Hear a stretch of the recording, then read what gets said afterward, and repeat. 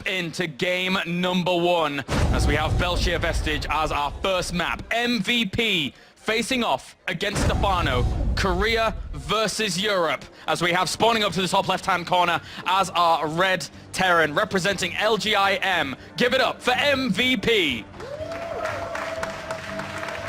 4-time GSL champion. The Genie Terran himself. Game Genie Terran, man. And spawning down to the bottom right-hand corner as our blue Zerg. Ladies and gents, give it up for EG Stephano. Wow. Whoa.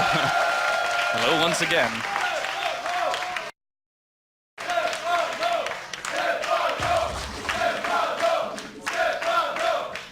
The crowd here in Cologne, Germany, live chanting Stephano's name as this series begins. Look, one thing we can already notice from Stephano, he's opening up with a drone scout. Previously against 4GG, he lost. The only game he did lose to a 2 barracks. He's looking for that very opportunity to seed it nice and early once again. And of course, thank you to our game observer who's been doing a fantastic job throughout all of the round of 16 at Funker Starcraft. Funker, as you can see, thank you very much. Oh, thank you very much for some great observing and keeping up and putting up with myself and Kolaris. Yeah, unfortunately he's had to deal with us, but now we have that hatchery going down here for Stephano, opening things up. And I think the drone scout is the perfect example of Stephano saying, well, MVP, you can do everything. You can do everything. I need to know from the very get-go what you are doing here. I don't want to drop a map early on to you, because if so, you set the pace in this best-of-7 series. I need to account for everything. Stephano almost with an SCV kill there. A third SCV does come down to help protect this area. This is going to be a good series, no doubt. Let's have a look at the players that both of these have actually gone through to land themselves in the grand finals. Stephano went through Crass and Grubby in the round of 32, Feast and Damaga in the round of 16, and Baby Knight versus 4GG. What an incredible set of players. And MVP taking out Civ and Soccer in the round of 32, Sase once again in the round of 16, and then in the round of 8, TLO, and then Damaga. So just European legends falling left and right to both of these players. Couldn't hope for a better final here. Nerds have been slayed along the way to the grand finals here, and this command center first is about to get itself up and running. And we do have a single gas taken by MVP, so our builds are starting to make sense a little bit now. So a single gas at the moment for MVP is going to allow him to jump over to a factory pretty fast. He will want a couple of Marines to defend against any potential early Zergling pushes, as he hasn't scouted his opponent, then over to factory. On the other hand, we have Stephano, who has taken a gas quite early to get Zergling's speed out at a good time, and takes out a gas with all 3. As you can see, 100 gas mined, 100 gas spent. This means he's going to be focusing on mineral only for now, which is Queens, Zerglings, and then very shortly we'll want to get back into gas as speed finishes and take a second gas. Strong economical opener here from Stephano, and also the ability to be defensive as well as aggressive as he actually sees the opportunity to, but I don't think MVP is going to give him that. The bunker's going down, the factory's on the way, the reactor's going to be going in that wall as well. So MVP here looking to play his standard style, opening with some of the Hellions. MVP, I still can't, stress how cool it was for him to see him go 6-0 against TLO and Damaga. That game earlier on Newkirk, if you're just tuning in for the finals now, you have to go watch MVP versus Damaga on Newkirk. It is a must watch, and prepare yourself with some food and drinks, because it did take quite a while to go through. It was quite a long game, but definitely worth a watch. And as we can see, Stephano third base, and will be wanting to get into gas, as mentioned earlier, and a second gas, because he'll want to start to upgrade himself. Yeah. And interestingly enough, he was committing a bit more to the evolution chambers before this third base in the previous series, but now with that economical focus once again here for Stephano, as well as the ability to just have more lava at his disposal in general, is eventually going to create for a pretty cool, again, offensive or defensive abilities. All right, so MVP's opening up with the standard build in Terran versus Protoss. 3 command centers, Hellion production, over to a barracks and stim will start now. And then usually what we see from this point is double engineering base come down so he can upgrade himself. Like he knows Stephano will be doing as the double evolution chambers have come down. Textbook opening by both players. And because of the command center positioning there by MVP, it's less likely he would fly that down to his aggressive third, I should say, as it will probably go over more to the macro-focused third here, so that he can continue to move on into a game where he feels stable. He feels so strong going into the late game against any opponent. He's the game genie parent. That's right, he is. As these two Hellions do poke forward, encounter the Queen. Stephano looking for... Where is he going with these Zerglings? Does he go counterattack? Does he look to come behind the Hellions? He may try to get us around here. He jumps on top of these, and he gets one, almost both of them. Stephano looking for an easy grab there. Great reaction times there by MVP. He does end up picking off one right next to that palm tree. And then from that point on, Stephano now just getting out of that supply block a little bit. 1-1 is on the way. But he shut down the Hellion aggression completely.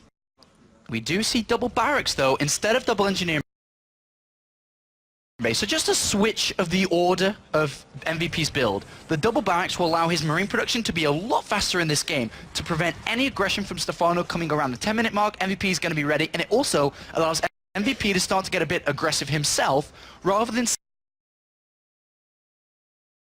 the Terran player has done so far in this tournament. He's going to go take his third base, and he will use that early reactor, the early marines, to make sure it's defended. Yeah, and it's that macro focus once again from him, taking this third base up to the top right, as we previously said. Leia is on the way now here for Stephano, whilst macro hatch goes down as well, so he's going to be playing a very heavy Ling Bane style here, really kind of getting up to those big lava numbers that he needs with macro hatches all across the three bases. And game number one is going to be a long, drawn-out game.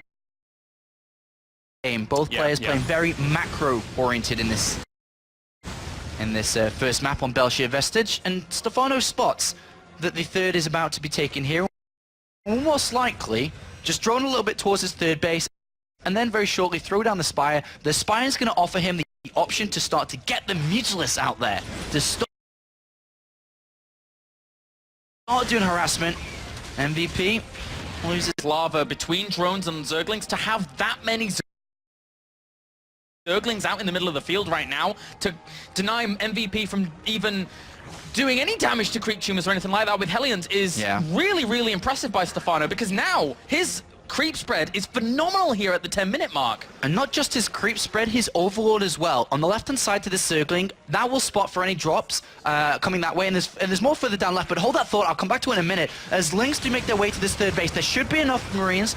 Oh, super close. That one mine did actually kill off quite a lot of those Zerglings that were trying to get in position to wrap around those Hellions. So he does clean up this up for now. MVP, with a pretty good trade, gets the kill on a bunker though, so not too bad. Yeah, I'd say that was a fairly equal trade. Yeah. You know, Lings went down, likewise did a few Marines and a couple of Hellions, pretty equal. But as I was saying, there's overlords on the right-hand side of this map as well, spotting for drops. Left and right-hand side. This is going to be very important because Medivacs are about to grace the field. And when they start coming out, that's when we're going to see quite a lot of aggression from MVP. But I want to point out one thing. The armor is actually late. This is a mistake from MVP because his 1-1 upgrades have completed, but he isn't able to rush straight into 2-2 like we're able to see Stephano do.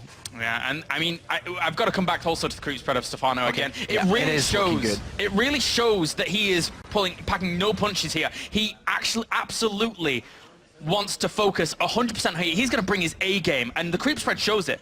And he's even tweeting at us. Stephano tweeted, looks like before the finals begun, it is time, boys and girls. Grand final starting now. Here, of course, on the stream you are very watching, I will try to defend Europe. And well, he'll try, but he is going up against one of the best StarCraft 2 players overall we've ever seen. And he's getting Burrow here, so we may end up seeing Burrow Banelings across this area. It is, I got to bring up your point. Creep spread is fantastic, it's incredible. It's all over the place, and this will allow Stephano to see units coming in from what direction early. If he's able to borrow Banelings in the right pathways on a map that is so narrow, there's so many choke points. Granted, there's multiple choke points, but if Stephano finds the right pathways and chooses, more importantly, the right ones, we're going to see some explosions. We are. He's really going into this very, very prepared and very, very focused. The Burrow is going to finish up in just a second. He's getting a few more Mutalisks out here to accompany his 9 that are already out on the field, preparing spine walls at that 4th base, grabbing himself a 5th, and he can take the these bases as freely as he wants to because of the vision he has, because of the overlords, because of the creep. And Stephano now throws down the infestation pit, looking to get up to Ultraless ASAP. On the other hand, though, 3 extra barracks come down for MVP, who's already at 172 supply. Wow. Incredibly fast. It's only the 14-minute mark. And he's thrown down a second factory. This will be to get a tech lab and a drilling claws to make sure his Widow Mines will be as effective as humanly possible. And there's a drop heading out over to the right-hand side. I could only imagine that it is MVP, and he may end up going for a drop over to the right as well, left as well. But so many Zerglings and Banelings going to greet that. Ready for this. Look at this. So ready. It may not even reach the main base here. The Mutalisks are coming in hot pursuit. Let's see if he's able to get it. Yeah, I think this is going to be bye-bye to that poor medevac. There you go. A great pick-off there for Stephano to kick things off in game number 1. He is a little bit supply blocked here at 170 supply, and here comes the first movement out. Another drop I can see on the minimap on the left-hand side. MVP coming in from 2 sides. Left-hand side looking for that 5th base, and now we're about to see the main attack on the right-hand side. Are there any borrowed Banelings yet? There are not. In essence, this is where the game begins, guys. This is where MVP starts to drop here and there, tries to go for the pressure down the right-hand side whilst dropping over to the left. And MVP now, he's clearing up a good amount of creep, actually. So that is a very good move for him. Stephano's coming in from 2 sides. He's coming in from the north and the south there. He's coming in to clap this army. Oh, he's going to catch a lot of it up. A lot of Banelings actually do connect to the bottom there as well. And the Widow Mines actually die off during all of that. He's forced to retreat with those Marines at the back. Army supplies 71 to Stephano to 87 for MVP. Stephano makes expand, then defends it over here, Kalaris. That right-hand side is protected. 12 Marines per cycle. 2-2 about to finish. If MVP had been sharper on the armory earlier, that 2-2 would have been completed there. And here comes the borrowed Baneling movement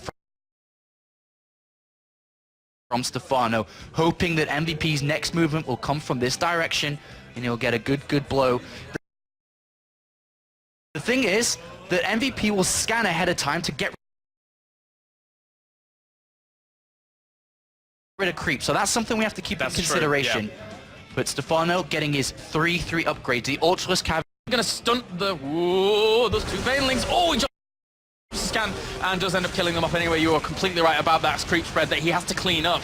And a contamination even on that on that engineering bay, really limiting those upgrades. MVP for now pushes the Mutalisks away and establishes himself a really good spot with those Widow Mines. Yeah, the Ultra's coming a little bit later than normal, but it looks like we are going to see MVP drop into the main base and then try to defend, or try to attack and assault and bring down this 4. 3 spines, a bunch of links and Banelings. This drop in the main base is going to be annoying. The Mutalisks need to target over here. Those 3 spines were really a perfect amount there to keep him just kind of sturdy at that base. MVP knows this is going to die, and he pulls the army back while moving in forward towards his 4th base, but 3 spines is really buying enough time for Stephano to deal with this. And that drop over to the left as well, so MVP trying to string his opponent completely ragged here as those Zerglings try and run from either side, and one Baneling does end up connecting with some of those, and the Mutalisks try and fly on in as well here to help this out. Good Widow Mine connection. Will he have enough to actually deal with this? It looks like some of the Banelings do end up connecting from the back there, even killing some of the Widow Mines. And now the mines are going to go fall down, and Stephano will clean that up, but at the same time, MVP is going to try and target this down. The Mutalisks are going over there immediately to try and prevent that 5th base from going down. Great surround there. Kills off some more of the Marines that are actually trying to hit at the right-hand side. He needs to save this expansion, though. If he can keep that, if he can keep that 5-base economy alive and well, he's going to be in an okay spot. He kills off the medevac. The Marines are forced to retreat. A good defense once again by Stephano. And Stephano, representing France and Europe, is going toe-to-toe at the moment with MVP. He has his Ultralist on the way out now. MVP still only making Marines, no Marauders. Without any Marauder production yet, he will get blindsided by this. And MVP trying to get a 4th base of his own now. He tried to play aggressive off 3 bases. It didn't work. And Stephano is playing up to expectation at the moment. Likewise, MVP, a great high skill. This is the highest skill we'll see here today. Both players, fantastic display. Still the creep spread looking fantastic for Stephano. Still his vision on the map looking fantastic. With those 3 threes now on the way and the chitinous plating going down, those Ultralisks are going to be very formidable once they actually grace their presence on their map. And with this now, Stephano is still cleaning up little pokes and prods here and there. MVP trying to go for extra drops everywhere. Stephano's seen it already. The Mutalisks are already on the way over. The great use of Stephano's Mutalisks in this game are really dealing with these drops. The +2 attack on them as well. The main thing now, though, is MVP needs a 4th. He needs Marauders. And without these units, Stephano will crush through with the Ultralists that are about to be fully upgraded, which are already on the field here. Stephano even tried to take up the 5th potential location of MVP, knowing that his creep spread was up there. He kills off another drop. Those Widowmines are buying him a lot of position, though, for MVP, so he can retreat back to those whilst he's pressuring this base. The Zerglings are just going to flood on in here. Those Widowmines are going to get some connections, but they kill off some Marines anyway, and the Ultralisk should be able to push them back. And at the same time, as this drops happening, Stephano's found another drop, and he'll probably go into the main base to harass from this position too. Yeah. Meanwhile, MVP's getting into the main of Stephano, who doesn't have anything close at the moment. Ultralisks, they have to kind of charge around the entirety of this map here to actually deal with that. Still not landed his fourth base, though, has MVP. Stephano here almost maxed out against the 167 supply of MVP. In an ideal world, on that fourth base, Stephano should have borrowed a Zergling underneath it on the fourth base of MVP, but he hasn't had the opportunity to actually find that Zergling to do so. It's right there. It is really easy to do, but another drop falls down. MVP keeping the pressure up, but with 3 more Ultralists about to join Belshir Vestige here, I don't think MVP's got it in him to win this game. I don't think so. One of the Ultralisks actually leads the charge there to soak up a few of those Widowmines. Another drop over to the left for MVP. He's going to snipe out that hatchery. A great pickup there. He's trying to snipe out the fourth as well, but the Mutalists, they have to be very careful. That's a lot of Widowmines. The Overseer helping out a lot as well. He claims up all the Widowmines. 186 supply to 145. Stephano's going to chase that planetary down. Yeah, he really is. This is... Oh, they can't really defend that anymore. He has to cancel and try and lift it off somehow. Bring all this bio along. Oh, those... Oh, he drops the scan. He knows there's Burrow Banelings there. Fantastic move, but one of them connects anyway. He's going to lose the orbital command center in the end. A big strike there for Stephano, bringing down his opponent's economy once again. MVP struggling to maintain the economy he needs to be able to support the production he needs to beat out Stephano in this game, who's chasing down another Medivac. And wow, what a game we have. Remember, this is game number 1 of a best of 7 here. The first player to get 4 wins will be taking home the title of the Europe Premier League season champion. And the thing is, with that now, he's actually assaulting with these Mutalisks. MVP technically has his fourth base up and running in inverted commas, but I'm under the impression that Stephano is just going to try and pressure that eventually with his superior army count. And, well, those are the Ultralisks actually marching on, but he can't deal with that bio just yet. Yeah, and Stephano with his +3 Mutalisks have entered the production area of MVP. Tech Labs, reactors, barracks are about to fall, including the main command center. Anything now can fall. MVP needs to come back here, unfortunately. And that will allow Stephano, if he spots this army, probably to move in with his Ultralisk to go snipe the 4th command center here. He knows that MVP is well out of position, and there comes the movement in. He's headed in one direction and one direction alone to prevent that 4th from mining. And then from there, because MVP took his 3rd so early, he's going to have such little income once this expansion ends up falling. Oh, a good Widowmine connection on some of those Banelings, but the Planetary Fortress falls. GG for game number 1. Stephano takes the first game in this best of 7 and says to MVP, this is Europe.